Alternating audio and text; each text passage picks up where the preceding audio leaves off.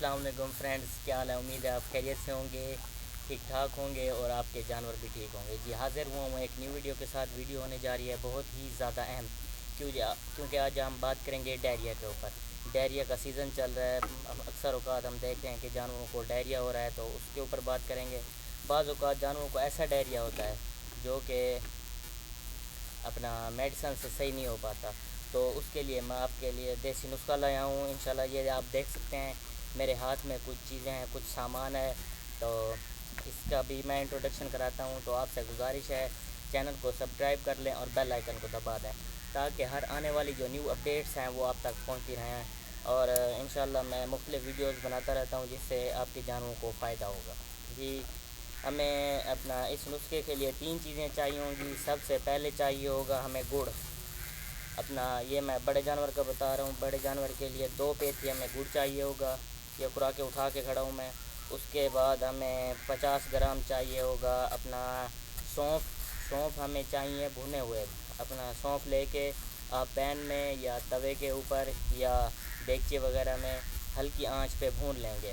اس کے بعد اپنا تیسرے نمبر پر ہمارے پاس چائے کی کوئی بھی پتی ہونی چاہیے، اچھے برانڈ کی ہو۔ یہ میرے پاس دانے دار ہے، آپ فین بھی لے سکتے ہیں اور اپنا تیز دم بھی لے سکتے ہیں، تو کوئی بھی لے سکتے ہیں، اس کا کوئی ایشو نہیں ہے۔ یہ 3 چیزیں آ گئیں۔ سب سے پہلے آپ نے گڑ کو اچھی طرح پیس لینا ہے، 2 پیٹیوں کو۔ بڑے جانور کا میں بتا رہا ہوں، اپنا جیسے اب یہ میرے میں یہ اپنا دیکھ سکتے ہیں بچڑا کھڑا ہے، یا اس طرح گائے یا بھینس بھی ہو سکتی ہے۔ 2 پیٹی گڑ، 50 گرام آپ کو چاہیے ہوں گے بھنے ہوئے سونف، اور آپ کو 3 چمچ چاہیے ہوں گی دانے دار، جس سے ہم چاول کھاتے ہیں وہ والے چمچ کا میں بات کر رہا ہوں۔ دانے دار پتی ہمیں 3 چمچ چاہیے ہوں گے۔ یہ ایسے کریں گے کہ پسے ہوئے ہم گڑ میں اپنا سونف مکس کر لیں گے، اور 3 سے 4 چمچ ہم چینی والے چمچ جو ہوتے ہیں، چھوٹے چمچ جس سے ہم چاول کھاتے ہیں، وہ 4 چمچ ہم بڑے جانور کے لیے ڈالیں گے۔